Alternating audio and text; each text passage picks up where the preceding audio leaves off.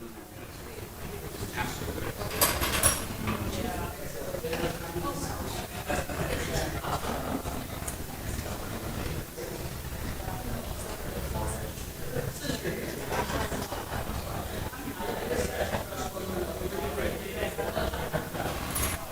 right, we'll do a little check, 1, 2.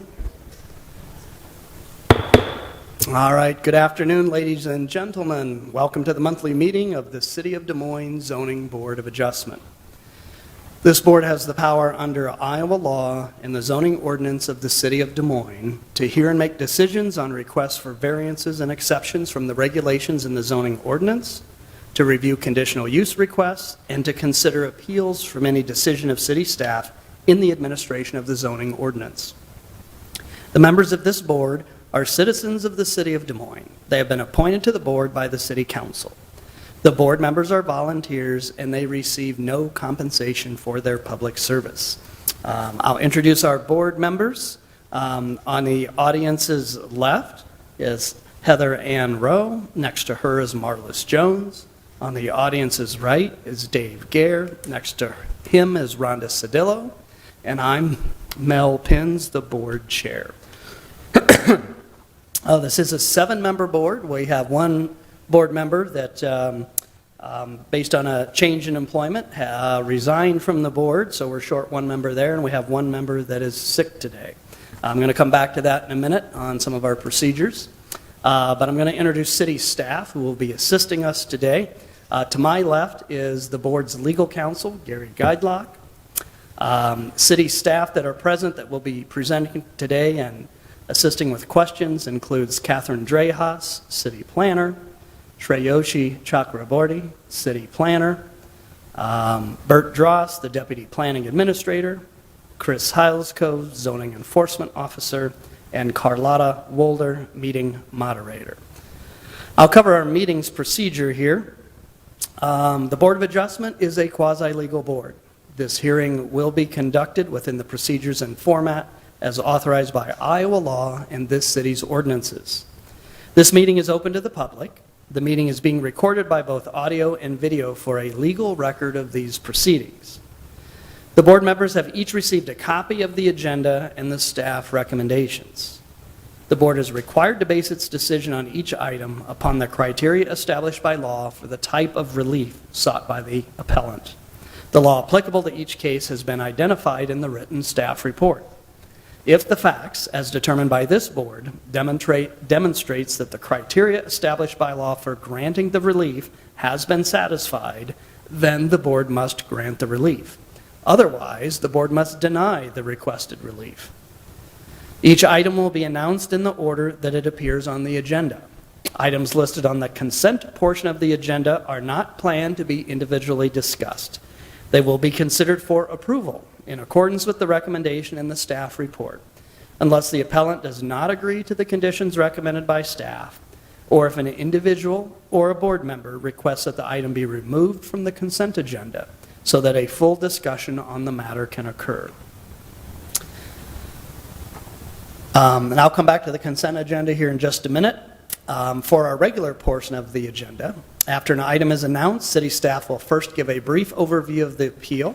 They will present any written comments that have been received prior to the hearing. Then the applicant or their representative will be allowed up to 10 minutes to present their appeal. We'll then move to the public comment portion of the hearing on the agenda item. Anyone that wishes to speak in support of, in opposition to, or in neutrality of an appeal will be allowed up to 5 minutes each to provide their comments.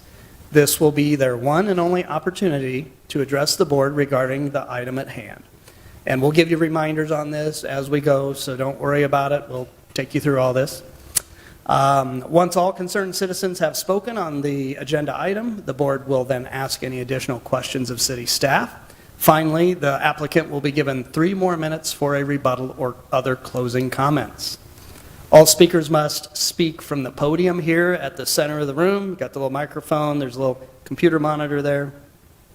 You must first give both your name and address of business or residence in the event that you may need to be contacted for legal notices related to the outcome of this appeal. All speakers are requested to remain courteous and to focus their comments only upon those facts that demonstrate whether or not the criteria established by law has been satisfied. Speakers are asked to ensure that they're respectful of time considerations, and if necessary, the board chair will limit further comments by a speaker if they exceed their time limitation. The board chair will then close any further public comment on the agenda item, and the board will immediately deliberate the request and make a decision on the appeal here today. Please note that it always takes at least 4 affirmative votes for any zoning appeal to gain approval. And as I mentioned earlier, we have 2 folks who are not with us today. So when we get down to 5 members, since it always takes 4 for any approval, if there is an item on the regular portion of the agenda, an applicant may choose to defer to next month's meeting if they want to, in essence, just kind of gamble the odds a little that maybe there'll be 6 or 7 members here next time. But that does not mean that an applicant has the right to just kick the can down the road indefinitely if there's not a full board present. So when we get to the regular portion of the agenda, you've got some time to think on that. But if you think you have a good case and you meet the criteria for granting the appeal, you can give it a shot. So we'll come back to that again, and I'll mention that for our regular agenda. If your appeal is approved today, we'd ask that you please wait until at least a week from today's hearing if you'd need to contact the city's development, permit and development center to obtain any necessary building or sign permits that are related to your appeal. This will allow the decision of the board to be documented in the form of a decision and order that will be provided to both you and city staff for the record. Any appeal that is approved by this board must be implemented, constructed, or otherwise utilized within 2 years of the date of the decision by this board, or such approval shall expire. Finally, the decisions of this board can only be appealed in the Iowa District Court. So if you believe you've been harmed by an error made by this board, your only remedy is to seek relief through the court within 30 days of the filing of the board's decision and order. If you believe the zoning regulations applied by this board are wrong, you may petition the City Council to change those regulations for future considerations. Any material written or otherwise used today as part of any presentation is part of the permanent record. So if you plan to show any documents, drawings, photos, etc., that you have not already provided copies of for city staff, you'll need to provide suitable copies to staff for the record. You can also contact city staff after the hearing if you'd like a copy of anything that's been presented today. For housekeeping items, we'd ask that you please avoid any undue conversation in the audience so as to limit distractions during the hearing. You're doing just fine with that. Please ensure your cell phone has been silenced. So far, so good there as well. And if you need to use the restroom, you can just walk through the doors here. You don't have to go back downstairs, walk past the staircase, and restrooms are on your left. Once the agenda item you're interested in has been completed, you are welcome to leave the hearing. And we'll have a 5-minute break around 3 o'clock if we would need that. Don't think we'll have to worry about that today. So what I'll do briefly is we'll just take a peek at the agenda as presented. I'll ask staff if we have any changes to the agenda. You can just nod. Any changes? Okay. So what we've got here on tap, a fairly short agenda for today's hearing, but we have 3 items that are on the consent agenda. And again, what consent agenda means, we do not plan to individually discuss these items. In fact, staff has recommended approval of the requested exceptions and conditional uses on items 1, 2, and 3, so long as the applicant agrees to the staff's conditions that go with granting those requested exceptions and uses. So unless there's a member of the audience, this board, or the applicant themselves that would not agree with the staff recommendation, I'm just going to take a poll here. Just raise your hand. Is there anybody here in the audience that would be opposed to granting the zoning exception at 3211 Hubble Avenue? That's item 1. Just raise your hand if you'd be in opposition to that. Seeing none, item 2 is a conditional use request, the vicinity of 1111 East Army Post Road for special events primarily at Southridge Shopping Center campus. Anybody here in the audience that would be opposed to granting that? Just raise your hand. Seeing none. Item 3, a conditional use request at 713 Walnut Street relating to sales of alcoholic liquor, wine, and beer related to a sports recreation participation facility. Anybody that would be opposed to granting that, just raise your hand. Okay, seeing none. Board members, would there be anybody here on the board with any concerns on item 1, 2, or 3? Seeing none, then, would there be a motion to grant the requested relief on items 1, 2, and 3 as presented? I so move. All right, motion by Marlis. All right, second by Rhonda. All those in favor, raise your right hand, say aye. Aye. All right, motion carries 5-0. So if you were here for items 1, 2, and 3, those have been approved, subject to the staff recommendations. You'll get a copy of that approval by about this time next week. So we'll just take a pause here for a minute or so. If folks want to leave the hearing, we'll let Catherine get set up, and then we'll start with our regular agenda items.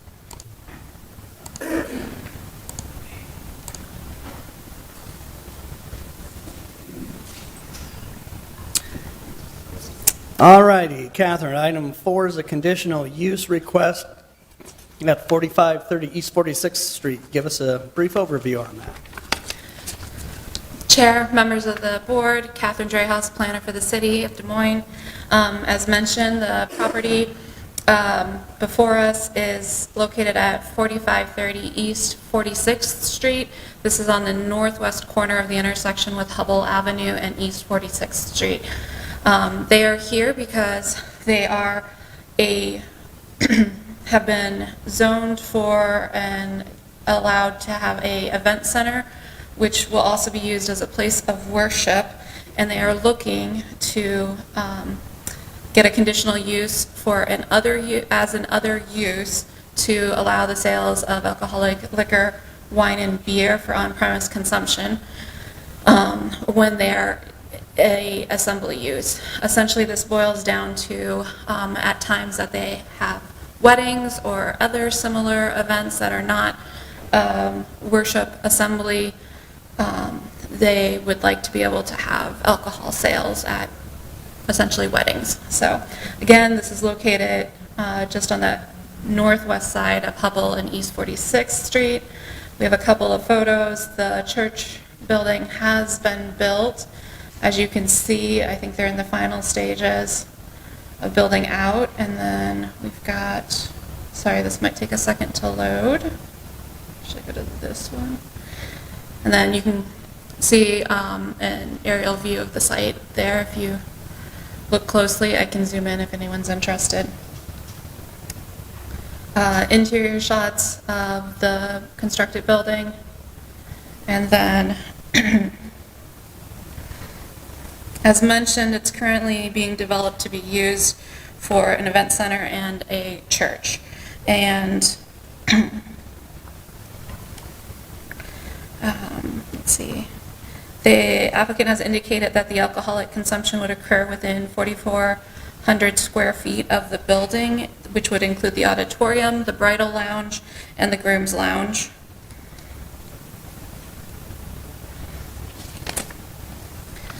As mentioned, this is an event center. It is not a bar. And the appellant has indicated that a church would operate within the building on Sundays and Wednesdays with a continuous office use throughout the week, and the event center use would operate within the building when the church is not utilizing the space. In addition to weddings, they may also host corporate and community-sponsored events at different times throughout the weeks. And the appellant has told us that the events would operate until 11 p.m. with cleanup occurring before midnight. Some events may be held outdoor. However, amplified music would only occur within the building, so there would not be amplified music exterior of the building. Staff has recommended condition with several, has recommended approval with several conditions. And those are our standard conditions, generally speaking. So make that a little bit bigger, and then we'll just kind of scroll through them. But as you can see, they're pretty much what we usually have in this type of situation. I'm sorry, I didn't make it all the way down. There we go.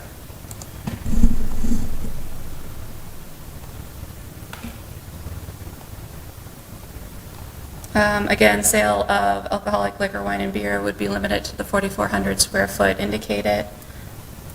No outdoor service or consumption. Hours of 8 a.m. to 11 p.m. Compliance with Article 4 of Chapter 42 pertaining to noise control. And then, of course, zoning enforcement officer, if they determine that it is at any time a nuisance or exhibiting a pattern of violating the conditions of approval, it can be brought back before the board. So that is staff's recommendation. And then we did receive one card in opposition to our mailing. They are located on the southwest side of the intersection, and might zoom in a little bit so you can see that a little bit better. We also, excuse me.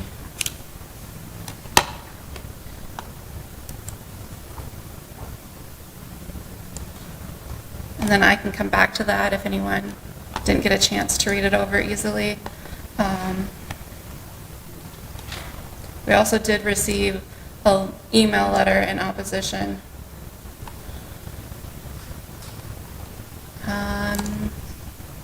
Hopefully that's large enough for you to read.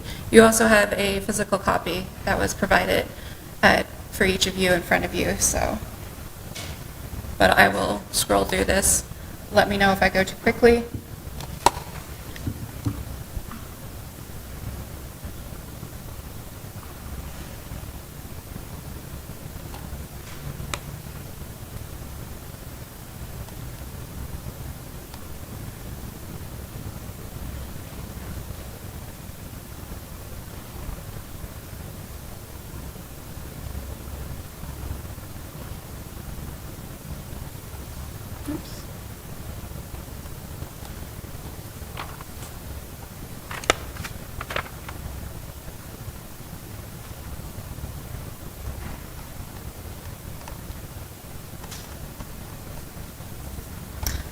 And then that is all I have for you for staff's presentation. Can I answer? Yes.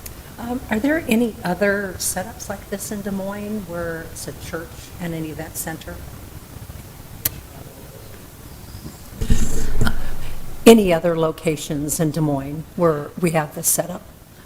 Not that staff is aware of. There might be some in the surrounding communities, perhaps, if you can think of something, but staff isn't aware of anything that operates with permits and conditional uses that. I have to admit, when I read through this and found out it was going to be a church, I was a little bit taken aback because I drive by there often, and I was always told it was an event center. So I was surprised to see that it was actually a church. So, okay. And, you know, and this letter refers to you probably, Sorry. you might not get involved in this, but what about that tax code, unrelated business income tax? Could I make my house a church and then not have to pay any taxes on it? Well, I'm happy to weigh I in think on you- that. If okay. you, I mean, that, you know, that's really outside of the purview Okay. of this board, and that would be between them and the IRS and Okay. the Iowa Department of Revenue. So something I could look into personally then? Yes. Okay. Okay, all right, thank you. Marla, a couple good questions to lead us off there. Thank you. So I just want to lay out some foundational kind of questions here, maybe an observation. So my parents are Catholic. They're from Northeast Iowa. So that means that lots of church functions had alcohol. So if a location operates primarily as a place of worship, but let's say they have bingo night, can they get a, license to sell alcohol? Are there no places in Des Moines, especially Catholic locations, that don't serve alcohol then?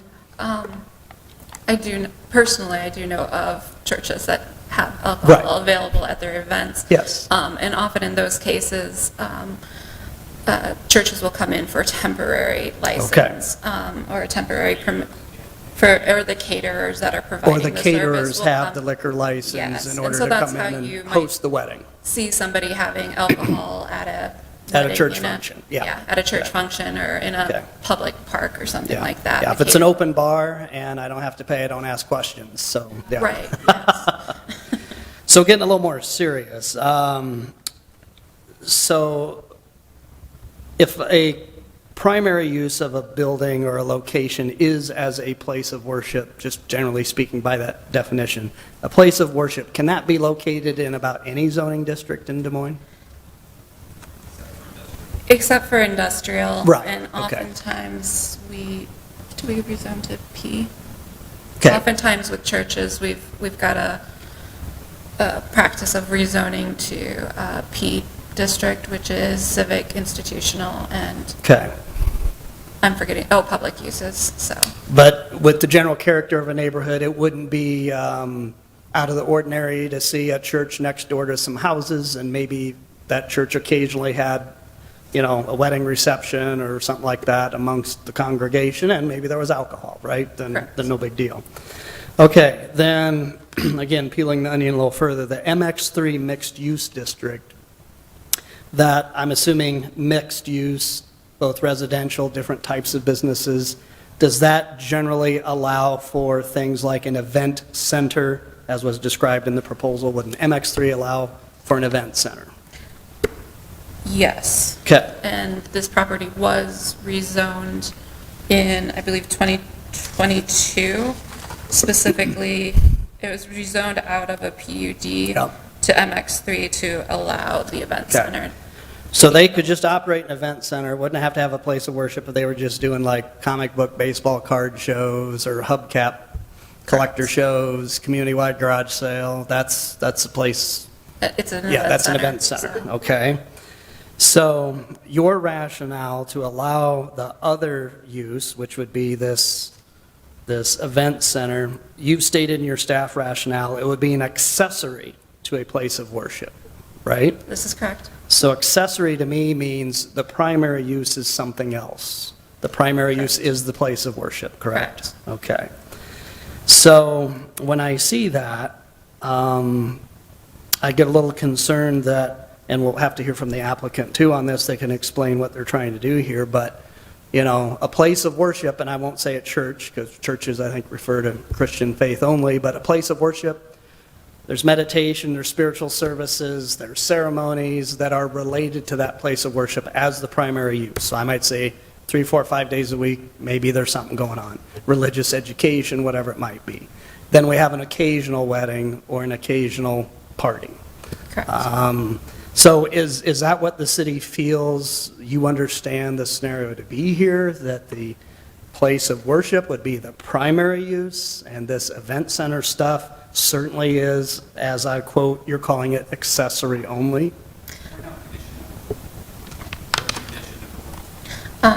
So yes, staff believes, or staff understands that this would be utilized primarily as a place of worship, but we do have on condition number 1, any sale of alcoholic liquor, wine, and/or beer on the premise shall only occur by an event center use that operates within a building that is also used for a place of worship use. So this outlines that staff believes this is a place of worship. Okay. Based on what the appellant has told us, and that the sales of alcohol will only occur when it's being used as an event center for those Okay. very specific uses. So your condition 1, I appreciate what you're trying to do here. You've got the event center operates within a building that is also used for a place of worship use. You don't say that that place of worship has to be the majority use. And again, it could be, hey, 59-minute service, Sunday morning at 9 o'clock, we're done. And then the other 6 days of the week, yeah, we got all kinds of events, and every single one of them has alcohol. So when I would read your condition 1, it's kind of like, okay, you can plant your flag as a place of worship, but I don't see that you have to show that the event center use is truly the accessory use on the property. Not picking on you, but that's just how I read it. It's up to you. Okay, This is we'll a just- staff recommended yeah, condition. since this is just the And warm-up. the board has purview to revise it. Yeah, these are just my questions to you as, since you kind of presented here the background. Okay, I think that's enough for me for now. Anybody else? All right. Thank you very much, Catherine. Okay, so now the way the hearing works, applicant or the representative of the applicant, you've got 10 minutes. We just need your name and address to begin with, and then tell us about your request. My name is Robert Kramer, 2721 South 40 Lane in Adel. Our vision, my wife and I had this vision of helping a church plant get started by having a nice new building, but we found out, as you probably all know, how expensive construction is. So we were also looking at what's another source of income.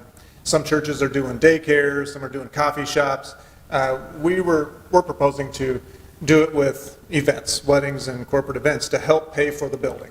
So that's really, and I don't know, you asked a lot of questions about percentage of use, and I'll talk about that in a second. Sure. I don't know if there's any requirement one way or the other. I'll just tell you how we plan to use it. We got connected with this church, Life Change, which is meeting out at the fairgrounds currently, and my wife and I actually started going there now for the last year. And they were looking for a space in this zip code.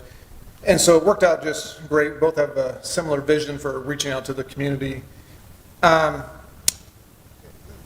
So we ended up, which wasn't our original plan, but we actually donated the land to the church. So the church owns the land. We, under an LLC called City Life Properties, built the building. And the way it's going to work is we're going to rent the land from the church. Church is going to rent the building from us. And then Northbridge Events is going to rent the building from us to do events. So they're going to do the weddings, corporate events, whatever it is. So City Life Properties is an LLC. These two entities are going to be paying rent to use the building. And that's what's going to help pay for the building. Northbridge LLC is also owned by my wife and me currently.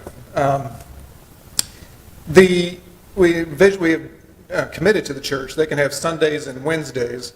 They have office space there all week long. We're going to use it for sure Fridays and Saturdays for most of our events, probably will be weddings. Then, and we'll have office space there all week long. And then the remaining time is kind of up for grabs. The church will use it some. We'll have some corporate events. So, in fact, you mentioned about tax status. I talked to the county assessor. So since it's property tax, they're the ones that are going to decide. And what they do is they try to determine what is the percentage use. So we're starting off here with the idea that's about 50-50. So if they agree that it's 50-50 used by the church, used by us, then the property tax would reflect that. The property tax would be 50% rather than 100%. And City Life will pay it. The church won't.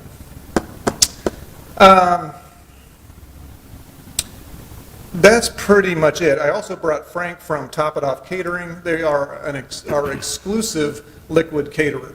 So whenever we do, so this church doesn't do alcohol at their events. So there just won't be any alcohol at those.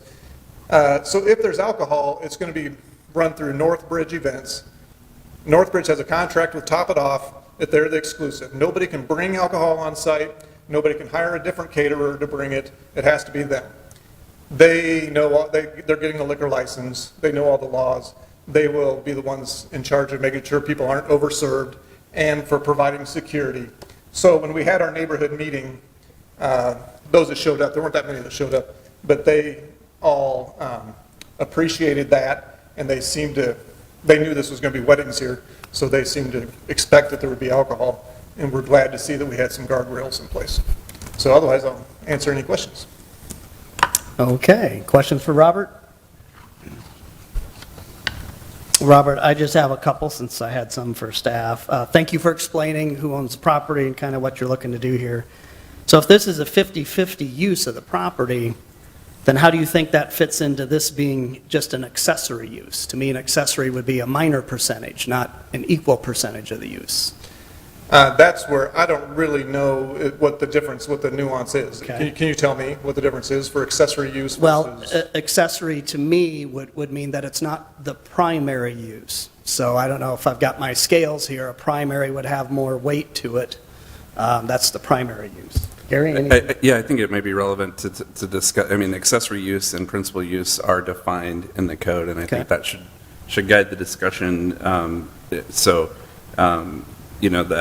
accessory use means, and this is under 134-9.4, a use on the same lot with and of a nature customarily incidental and subordinate to the principal use or structure. But how does it change this conditional use, whether one's primary or one's accessory? Sure. Well, you're asking me the question, but I'm fine to answer that just as a member of this city and member of this board. You know, if a place of worship wants to be located in and near a residential area, we've already stated, generally speaking, that's allowed by right. And a lot of times, those places of worship, they might have an occasional alcohol event, but it's related to their congregation directly. You know, you basically clearly stated, the church itself, no alcohol. We don't have alcohol. Not going to have it as part of any religious service, any kind of religious celebration, apparently. People can have fun without alcohol. I get that. So when you say it's a 50-50 use, so to me, then I have to look at the nature of the neighborhood, how it fits in with the surrounding area. And if you wanted to do an event center with alcohol all by itself and propose that, I might have concerns about that. So I've got to determine, do I feel like the primary use is the church? And this is secondary, this is incidental, going back to what the city ordinance is. So if you also say it's a 50-50 use and you got to talk to the tax assessor and all this, that's not in our purview, but the use itself is. And it says here it'd be 4,400 square feet of the 11,739 square foot building. I just went to public school, quick estimation. Only about 40% of that structure would be used for these alcohol events, correct? Mm-hmm. So then what's the other 60% used for? Yeah, so then now I understand kind of where you're coming from. So first of all, when I say 50-50, I'm talking about the church using it about 50% of the time and the events 50% of the time. Mm-hmm. Well, when you talk about events, we're not saying events are alcohol. This is not, like just a party place where it's 100% of events are alcohol. Right. We're saying, for example, so far this year, we know the church is going to be using it every Wednesday and Sunday, mm-hmm. and they're going to have, and to get to your answer to your question, some of it's office space. So they're going to use half the office space 100% of the time for the rest of the year. We have 5 weddings scheduled so far for the rest of the year. Mm-hmm. So, so we're talking, 2 days a week for church plus office. We're talking 5 events. Of those 5 events, 3 are doing alcohol and 2 are not. Okay. So that's where it gets down to, it kind of whittles down. And then square footage wise, there's a children's space, like infants, toddlers, a kitchen, some storage, and an overload, a couple classrooms and conference room. So those are the spaces that won't be used for events, but would be for the church. So if you looked at it strictly square footage wise, yes, you would say the church is more predominant because they're using all the space, and the mm-hmm. events are just using this 4,400. Okay. So just kind of rounding things out then, you're the property owner. No. The church, well, the church is. The church is the property owner now. Oh, okay. So then you're giving them a rental payment then? So I'm paying them a rental for the land, mm-hmm. and then they're paying me a rental for the building. And okay. We kind of use market rates, and it nets out to being a slight payment from them to me, okay. Which is like what they're paying at the fair. I mean, it's pretty minimal. Okay. So yeah, and I don't want to dive too deep into your business things because that's probably doesn't get into our purview unless, again, it relates back to what is the primary use, what's an accessory use. What happens if the church, it doesn't work for them? If we approve this and then the church, we just don't have enough members here, we're not having any worship anymore on Wednesdays or Sundays, we are not the primary use as a place of worship anymore. What happens? So, first of all, we would be looking to partner with another church because that was exactly what our vision was. Okay. And so that would be priority number 1. I don't know how it works as far as this usage goes, if we should be coming back for a different use. If someone bought the place, let's say 20 years from now, I'm gone, and Yep. someone buys it and just wants to do events, then maybe they have to come back for a different Well, they'd use. be violating the terms of the conditional use if we so choose to grant it, that, yeah, the primary use is supposed to be a place of worship. The event center with the sales of alcoholic liquor is supposed to be an accessory use only. So that's why I'm just trying to determine, is the cart leading the horse or vice versa here? A lot of times, yep, we're an established place of worship. We own it and we operate it. These are very much just incidental. We're not in the rental business, and if we are, it's going to be to members of our own congregation. I know there's a lot of places of worship that you just can't rent out their hall or their event center unless you're a member of that congregation. They don't do that. Which is one of the reasons we're kind of doing this. We know a lot of people Right. don't go to churches to get married anymore. Yeah. So we're trying to provide that need. They, also the fact now that the church owns the land does give some assurance that they're going to be there long-term. And Okay, I got you. All right, good closing. Any other questions for Robert? Okay, thank you, sir. Thank you. Anybody here to speak in support of the applicant's request? We start with that. Anybody here to support the applicant's request? Going once, going twice. Seeing none, is there anybody here in opposition to the applicant's request? If anybody's opposed to this, they can step up as well. Anybody in opposition? Going once, going twice. We even do the neutrality thing. Anything anybody'd like to share from the audience related to this proposal, just for us to think about, not necessarily yay or nay? Going once, going twice, seeing none. Any further questions for staff or the zoning enforcement officer? Okay, seeing none, we'll close the public portion then and go to board deliberation. What do you guys think? Any initial thoughts? Marlis? I think it's just kind of concerning, to tell you the truth. Mm-hmm. Yeah, just pull that a little I closer. think it's concerning, Because, because it just doesn't sound like Sunday and Wednesday equals 50%. And it just, and plus we did, as this letter said, we do have another place just like 2 blocks from there that I think is maybe a little questionable too. It just seems odd to me. I don't think that Wednesdays and Sundays is just not enough, because that's the prime days for worship. And then if they're having their events Fridays and possibly Saturday, those are 2 and 2.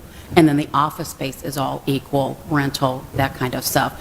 I feel like an event center with a church in it is an exciting thing for me, because you don't find them unless they're out of town, and you got to drive a half hour, 45 minutes to go to an event. mm-hmm.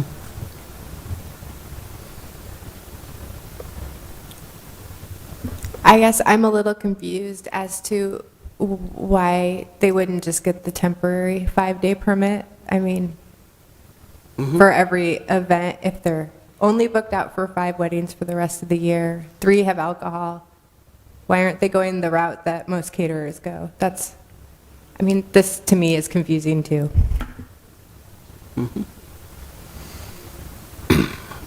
Good questions all the way around on that. That's why we have a hearing, so we can evaluate this. I just remain concerned about, an established place of worship that is the primary use of the premises. And again, I know that can certainly be up for interpretation, but they would be allowed by right to, I believe, have the event center use, but this comes down to the sales of the alcoholic liquor. And that's where that can be certainly an issue for keeping the character of the neighborhood, keeping things quiet. If there's folks that already have a liquor permit or whatever we call it, and they can come in and cater those, great. And I don't want to get into the business side of things, but I'm a little concerned, again, is the cart leading the horse or vice versa here? If we've got to have a liquor license to make everything go, do I really have a place of worship here, or are we just trying to have an event center selling alcohol, and that's really the primary use here? I'm just concerned about what the primary use really is here at the facility. I would make a motion to deny it. And that's based on your concerns about what you just expressed, type of use, primary use? I think it's too much to give a full-time conditional use to a place of worship, even if it's only 50% of the time. I think they can get a 5-day permit like everybody else. Gary, is there anything you want to advise us on? You are part of the closed part of the deliberation. Yeah, I think a couple of things. First, there's been a lot of discussion about whether it's a principal use or an accessory use. I don't think there's a requirement in the code that it can only be granted if it's an accessory use. I think that was part of the staff recommendation, and that might be causing some conflation of some issues here. I mean, in this district, an assembly use for an event center or an assembly use for a place of worship are both allowed by right.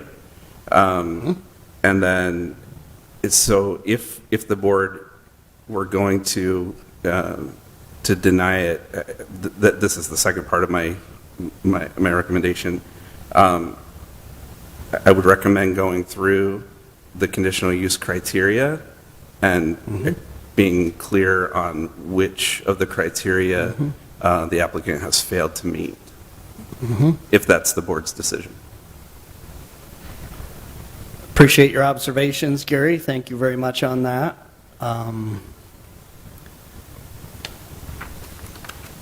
Whether we're an accessory use or not, I again remain concerned that, we've got single-family residences across the street to the north there.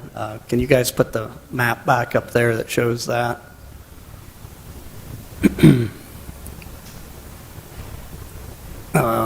We do have a little bit of a glade or a swale or a stream bank or something to the southwest. Looks like we've got multifamily use down there. I just remain concerned about, an event center would be allowed by right, but an event center with alcohol, that remains my concern here, since we do have some established residential density that borders this property. Hey, Mel, Yeah. I don't see this as being a whole lot different than the place we granted in Grand, What place was that? the Boson place for events. It's in a neighborhood that's more dense than this, and it's an event center. It doesn't have a church affiliated with it. The Boson place on Grand, I'm trying to remember. It's not named by Boson. The Bosons own it. I It's forget called what's- Willow. Yeah. This is not any different than that. Just happens this has a church in it. And I think these guys need each other to make this work. They might. So I think my initial thought is if it becomes a problem, it's going to be back here. That's a good point. So why we're trying to micromanage this, because this is far less dense than that. That's in my neighborhood. I had people come into my house talking about that. It's fine. Yeah. It's a great. And I don't recall that one or the particulars, but But again. I'm just yeah. using that as an example, that this is very similar to that. And I'm sure this is right next to Viva. It's the old Herndon Nursery. But anyway, that's beside the point. It's right next to what? What did you say? No, it's on the ground that formerly was the Herndon Nursery. Oh, okay, Right next to Viva, it's a Mexican restaurant on Grand. okay. Anyway, 6100, 6200 block over that Yeah, way. yeah, Yeah. yeah. There was some consternation about that sure amongst there the was. residents. Absolutely. And I remember we said, that. hey, Yeah. listen, if we give you the tools here to go make this happen, be careful, because you can come back. There haven't been any problems that I'm aware of, and that's in my neighborhood. That's also a good point, that with a conditional use, it's kind of like getting a driver's license. You're 16, yippee, I got my license, away I go. You got to comply with the rules, I mean, or you can get a ticket, tow, or get it taken away. I think they've got good intentions here. I agree. I think with catering and have everything And it controlled. sounds like he's done some things to help prevent any kind of an issue if they're controlling who the vendors are. It's like World Food Prize. So Gary, I'm going to ask you this, from the way this proposal was presented, They would still need to show that, generally speaking, it is still functioning as a place of worship as well, correct? I don't think so. Okay. I Okay. don't think that that's a requirement. That's not a requirement. I mean, it says in the proposal on the, as listed on the agenda, it says the building would also be used Okay. as a place of worship use when not used. I don't, that's why I said, I think that, as far as I could tell, the only place where the principal or accessory use issue came up was in the staff recommendation In the rationale. Just in the In the rationale. rationale, I believe, was the only place where it specifically Right. mentioned an accessory. And their use. staff conditions don't require that they demonstrate that there's a, No, That there's a condition place of one, worship. yeah, the recommended condition one, the way that it's worded doesn't even require an accessory Mm-hmm. use. It just says that it can only occur in the building that is also used for a place of worship use. Yep, okay. Can we limit it to the square footage, since that was the proposal? That's number two. That's Okay. condition number Yep. two. Well, there's another angle there too, then. Okay. I'm not trying to beat up on anybody here, we're just trying to make sure that down the line, we don't set an owner, an operator, the neighborhood, the board, or the city up for problems. I like to grant conditional uses where we never see the people again, because it works from square one. We don't have to drag you back to the principal's office with the threat of taking this away. So, you kind of had a motion. Okay. But and this is why we have a closed board discussion. That's why we have good counsel here, too. So, we have some good discussion here. A little of this, a little of that, a little back and forth. But with our good vice chair and our good board members, having concerns is one thing, finding a way to make sure those remain, but maybe, again, within a license, an approval of conditional use, yeah. We have some checks and balances with what staff is recommending. Everything have to be done by 11 o'clock. Clean up and everybody's out by midnight. So Dave, as vice chair, you had referenced that, hey, this stands on its own. If we grant this, you got to abide by it or you can come back. So are you supportive? I'll make a motion. Okay. All right, so Dave's making a motion to grant the conditional use request, subject to staff conditions? Correct, yeah. Okay, would there be a second? I'll second that emotion. All right, so, got a motion and a second, then all those in favor? Aye. Okay, all right, so it carries 5-0. So, we wish you well in the model you've proposed.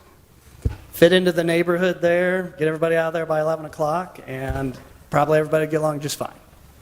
Thank you, Robert, appreciate you coming in today. All right, so that takes care of that item. I think for any business, we've got minutes from last month. Any other new business? Nope, seeing none. Those that were in attendance last month, do we have any changes to the minutes? If there are none, would there be a motion to approve minutes? I'll motion to approve the By minutes. Rhonda, second by Marlis. All those in favor say aye. Aye. Motion carries 5-0.